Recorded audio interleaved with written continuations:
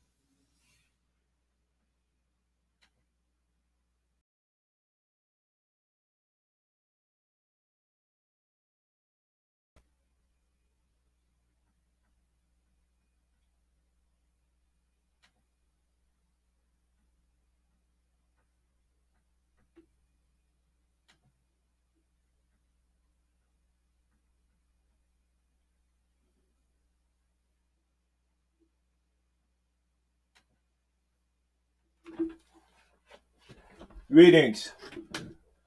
Welcome again to the latest episode of N.E.P.P.C podcast. I'm Frank Brown. I'm with my brother. Abdul Haq Islam. Right. You know, I was talking to my brother today and I said I woke up today with the comfort of being able to embrace my son and my wife in the comfort of my home. And I thought about the political prisoner. I said to myself that the political prisoner has woken up today to the discomfort of not being with their loved ones. And I thought about this and I thought about how can I express sympathy, right? And I thought about I need to allow my work as an advocate for the release of our political prisoners to be reflected on what I commit to this podcast, how I inform people, how I encourage people to share, and beyond that, being involved in actions. Recently, me and the brother Abdul Haq, along with my son Eliakim Brown, we went to Mia's 67th birthday celebration in Philadelphia. It was beautiful. Hundreds showed out. They had the final call did an article on what transpired. Check it out. Give it a read. Very important information that was put out. I think that that let me know that the people still fighting. Pam Africa said that Mumia is not doing good. I think that should alarm all of us, as our banner says, and our line is strong as possible. Don't let political prisoners die in prison. Um, we got to get involved. We got to step up. Time is running out. Time is against Mumia, and we have to take a position to bring our brother home. Check out www.Jamal Journal. It's a newspaper on Mumia's innocence. I think everybody should read that because it breaks everything down to what's going on. I'm gonna read two pieces from it. This is on page 32, right? This is about the two witnesses, the cab driver and the prostitute. So here's on the it says this is on page 32. As I said, it's in the Jamal Journal. It says other problems with Cynthia White and Robert Colbert's trial testimony. Colbert claimed at trial to have pulled his taxi up directly behind Officer Faulkner's squad car, which itself was parked directly behind a Volkswagen Beetle owned by Abu Jamal's younger brother, William Cook, whom Faulkner had supposedly stopped for a traffic violation. Though the trial judge, Albert Sabo, withheld his information from the jury, Colbert, at the time of the shooting, admitted to the court that he was driving his cab illegally on a license that had been suspended following a DWI conviction. He was also serving 5 years probation for the crime of felony arson of an elementary school.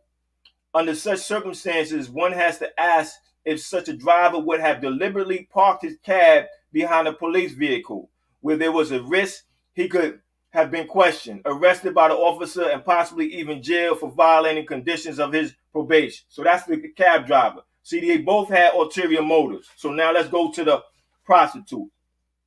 As for Cynthia White, though she claimed to have been standing on the sidewalk by the intersection of 13th and Locust, just feet from the shooting, no witness at the trial, including Colbert, claimed to have seen her there.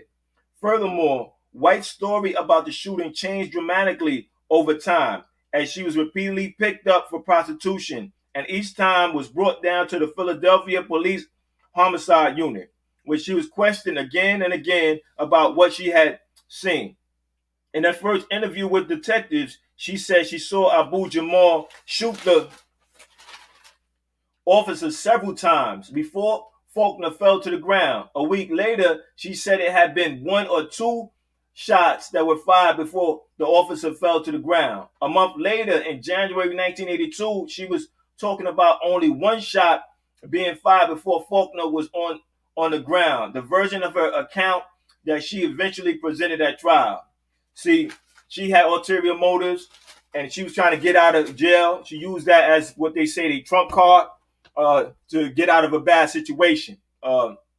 They both made somebody else's life hell. And that's why we're here now to discuss about what we witnessed when we went to Philly and to talk about the information that's out there that we have to get involved. We got to make phone calls. There's these postcards that are out. We got to sign those. Well, put a stamp on them, send them off to the governor of Philadelphia, and get our political prisoners home. So, brother, your experience going to Philly and your thoughts? Yeah, peace and love, brothers and sisters. Yeah, I want to begin saying Ramadan Kareem to the Muslim political prisoners, those who are still incarcerated and those who are free. You know, Ramadan being a month to purify our souls. Yeah, we went to Philly, the so-called city of brotherly love, where they hate justice and where they love to give innocent people the death penalty. And in spite of overwhelming evidence of innocence, to just ignore the reality, and keep people in prison 20, 30, 40, and 50 years. Just imagine what it would be like to be in prison for 30 years. 30 years, imagine what that's like. 40 years in prison, 50 years in prison. I was just in 10, and it's a horrible experience, So these are brothers and sisters who have fought for us, who stood up for us, has showed true friendship, true loyalty, who have exampled the highest aspects of humanity, loyalty, true friendship, dedication, love for the people, the those powerful of all principles, love, that they've given and sacrificing everything for the people. Mumia must come home. Like I said, this in Philly, that was a birthday celebration, and we must inform our people of the evidence, of the factual evidence in Mumia's case of his evidence.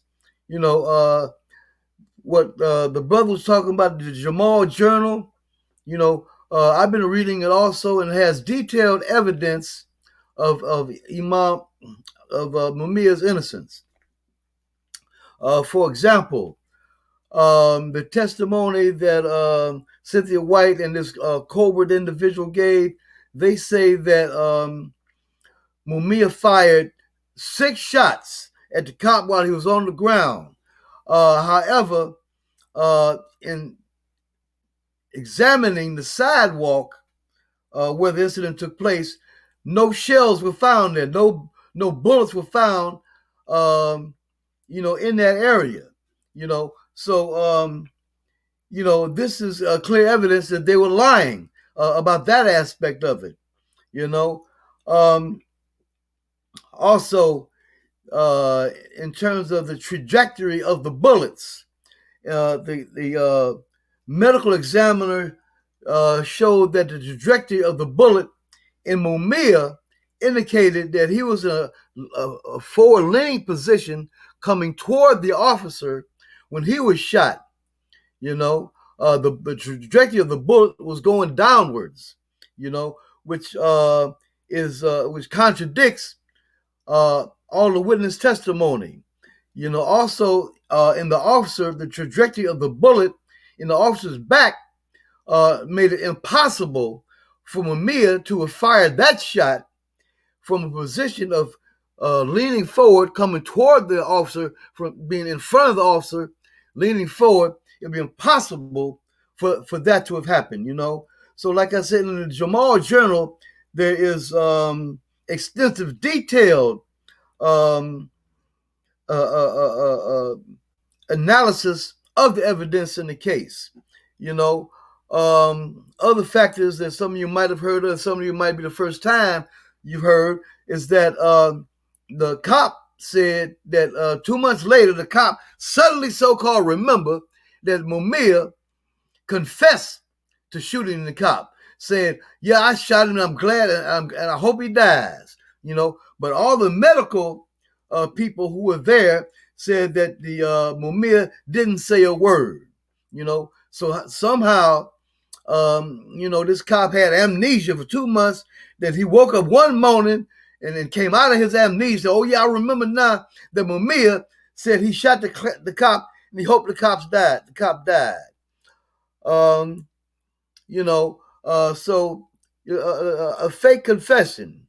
You know, um, so these type of things. These people claim that this is America, the home of the free, the land of the brave, where they love justice and all this type of stuff.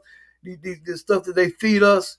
You know, uh, Many of us know that test of lying. Cops have a term for when they take the witness stand and tell lies. It's called test of lying. You know, and Mumia is innocent. You dig? And we got to bring him home. We got to bring him home. The brother's innocent. So us who love justice, we must feel for this brother. This case must gain more and more and more popularity. It's gained much popularity already. He's had medical problems, and being in prison is the worst place to have medical problems. Everything in the prison, takes a character of its own. It is said that the medical profession is the most humane of all professions. However, in the hands of a prison, everything takes on the color of the Ku Klux Klan, and the Nazi Party. So just as many of our political prisoners have serious medical conditions. So just as we become outraged when they murder people like George Floyd, Eleanor Bumpers, and brothers and sisters like that, the medical, the lack of adequate medical care, the racist motivated lack of medical care, becomes a weapon of mass destruction, becomes a murder weapon in the hands of people who don't care nothing about us. So Mumia must come home, brothers and sisters. Bring him home. That's Bring right. him home. Now we got to talk about actions, right? One of the things that I respected that came out of Philly was these postcards, right? Mm-hmm. Right. That's the front of the postcard, and this is the back, right? So if anybody want a postcard, email me at sefusankofa.com. Gmail.com. That's SEFUSANKOFA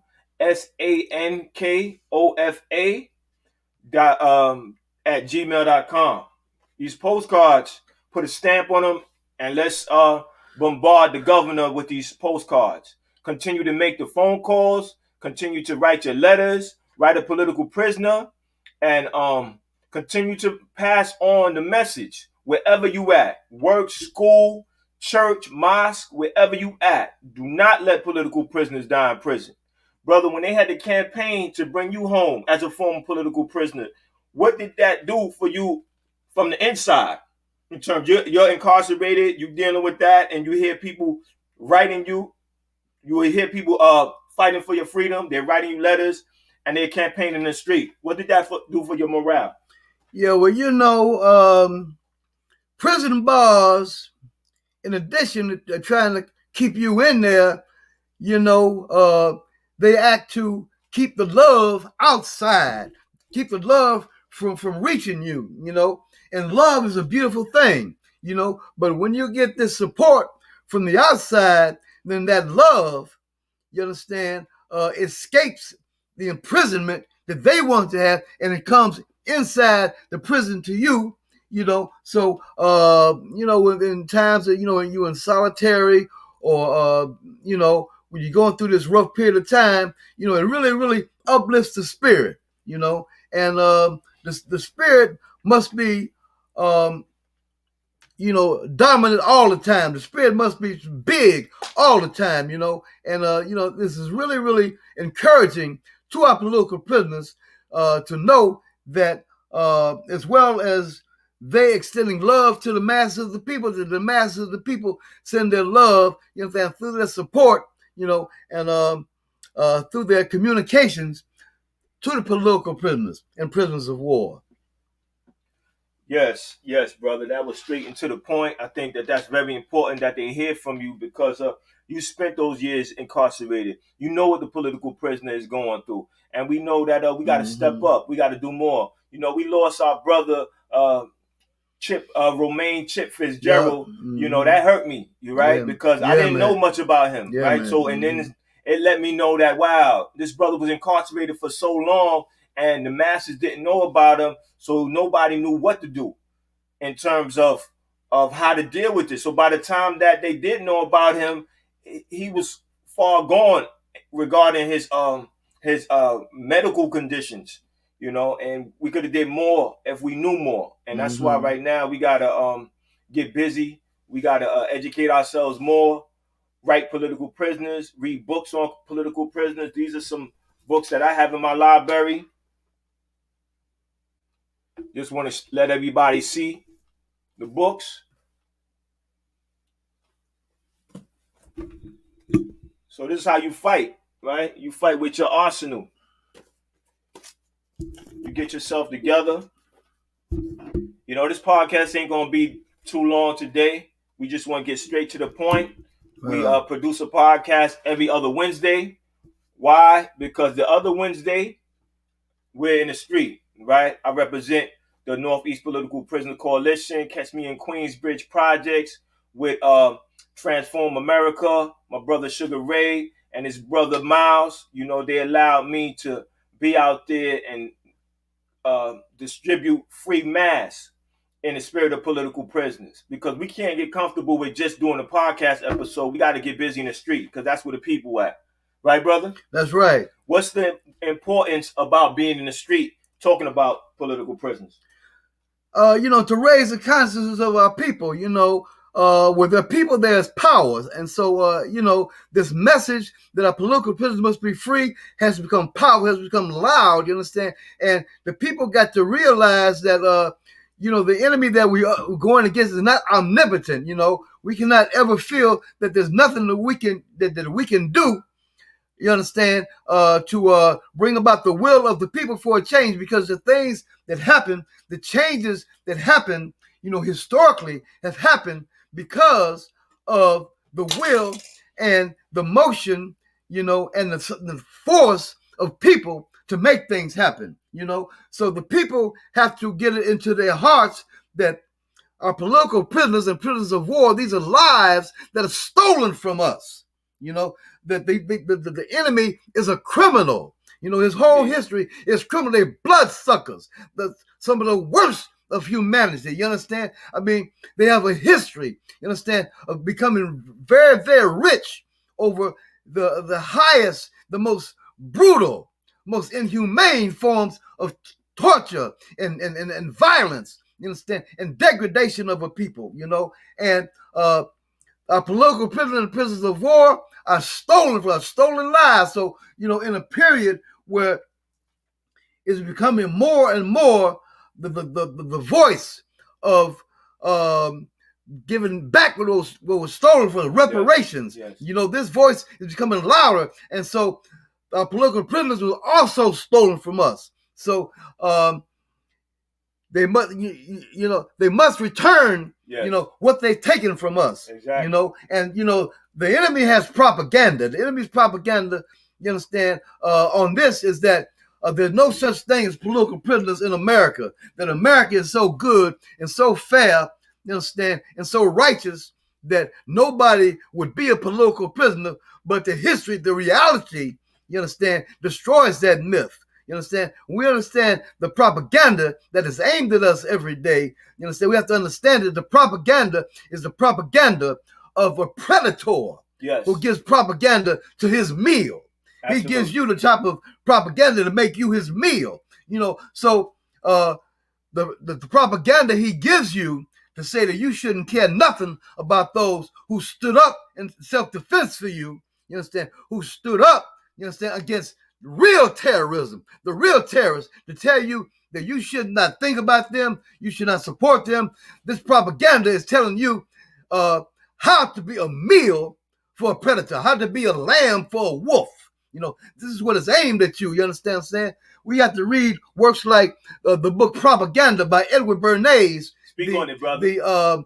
The father of modern propaganda, who said that propaganda can no longer be based on evidence, and a reasonable argument. That propaganda must be aimed at the irrational thinking of a people, the irrational emotions of a people, and that the people, he said, the people are like cattle. You understand? Say the people are like cattle to be corralled by propaganda. So the propaganda that tells you you shouldn't support them, you should support people who fought to save your life, is to say that you should be like a cow that's waiting to go to the slaughterhouse and have his head chopped up so that the predator can eat him, that he can eat. You understand? So this is why we got to be on deal with reality. Political prisoners of war, revolutionaries deal with the real. You understand? We point to the falsehood that in times of when they talked about Moses talking about he threw down the power, the real power, and the tricks of the tongue, the magic tricks of the tongue. That's the propaganda that the enemy comes with. It's like magic tricks they throw down, but the reality ate all that up. You understand? Indeed. So we're here to destroy the falsehood of the enemy, which is aimed to keep you weak, to keep you submissive, you understand, to keep you in a lower state of economics, you understand, and social standing, you understand, and our political prisoners and prisoners of war among our people stood tall, and strong as examples, of what our true humanity is. What's the call? Free them all. What's the call? Free them all. Free them all. Free them all. So, with that being said, we're going to check out. Until next time, check for us in about another 2 Wednesdays. Not the next Wednesday, but the Wednesday after that. I want to say it. So I forgot. Sorry, brother. I meant to mention the brother showed this book, Maroon, by Russell Maroon, showed the Maroon and the Implacable. You understand? This brother here, in terms of warrior spirit, you understand? The Book of 5 Rings say that when an oppressor comes to oppress you and you must defend yourself, that your spirit must become enormous and overwhelm his spirit and take his spirit away. And this is what the spirit of Maroon was. Maroon, the Implacable. Go online and look up the Maroons. Look up the Maroons. These are some brothers in Jamaica who defeated the British 1832 to 1834. You dig? That's Maroon right there. That's where he gets his name from. The Maroons. Look them up. In Jamaica, there was more slave uprisings in Jamaica than anywhere else in the world. You understand? So, Black Power, you understand? Black Power. Maroon. Look that up. Look up Maroons. You understand? And this is our brother. There was a staunch Black Liberation Army soldier. And the enemy has his soldiers. And, the people support these soldiers that go around the world raping babies, murdering, you understand, torturing people. The Americans support them. So, us being Africans, let's support our political prisoners. Let's support our soldiers. Black Power. Black Power.